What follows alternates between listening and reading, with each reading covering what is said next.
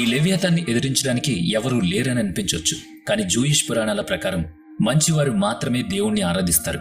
అలా ఆరాధించినప్పుడు దేవుడు వారిని స్వర్గానికి తీసుకువెడతాడు. చివరికి దేవుడే లెవియాథాన్ను ఎదిరించి దాన్ని నాశనం చేసి విజయం సాధిస్తాడట.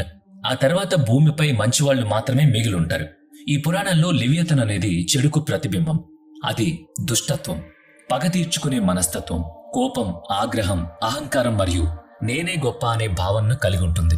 లెవియాథాన్ నాశనం అయిన తర్వాత ఈ చెడు లక్ష్యాలన్నీ ముగిసిపోయి మంచివాళ్లు మాత్రమే మిగిలుంటారు. అప్పుడు ప్రపంచం మొత్తం న్యాయంగా, నిజాయితీగా మరియు యోగ్యంగా ఉండే వ్యక్తులతో నిండుంటుంది. చివరికి దేవుడు మరియు మంచివారు కలిసి ఒక భోజనం చేస్తారట. ఇదే అంతిమ స్వర్గం. దేవుడితో కలిసి ఉండడానికి ఒక మార్గం అని జూయిష్ పురాణంలో చెప్పబడింది. ఇక బైబిల్లో లెవియాథాన్నే సైతాన్ అని కూడా పిలుస్తారు. ఇది ఆదాం మరియు ఈవ్ను యాపిల్ తినేలా ప్రేరేపించిన పాముగా కూడా పేర్కొనబడింది. ఇది నరకంలో ఉన్న ఒక దేవదూత, అంటే ఏంజల్, అంటే దేవుణ్ణి వ్యతిరేకించిన చెడ్డ దేవదూతల్లో ఒకటి. లెవియాథాన్ మరియు లూసిఫర్ వంటి దేవదూతలు దేవుణ్ణి ఎదిరించిన వాళ్ళు. అందువల్ల లెవియాథాన్ ఒక పాముగా చిత్రీకరించబడింది. ఇటీవల 2 విషయాలు సోషల్ మీడియాలో వైరల్ అయ్యాయి. ఒకటి డీప్ సీ ఓర్ఫిష్. ఈ ఓర్ఫిష్ గురించి నేను 3 రోజుల క్రితం ఒక వీడియో పెట్టాను. దయచేసి చూడకపోతే ఆ వీడియో కూడా చూడండి.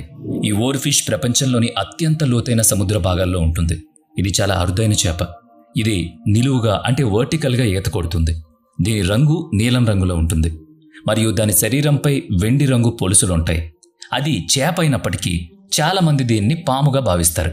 చాలా సంవత్సరాల క్రితం ఇంటర్నెట్ రాకముందు సముద్రంలో ప్రయాణించే నావికులు, సీ ప్రిడేట్స్ లేదా సైలర్లు, అంటే సముద్రంపై ప్రయాణం చేసేవాళ్లు ఈ ఓర్ఫిష్ ను చూసినప్పుడు దాన్ని పాముగా భావించారు.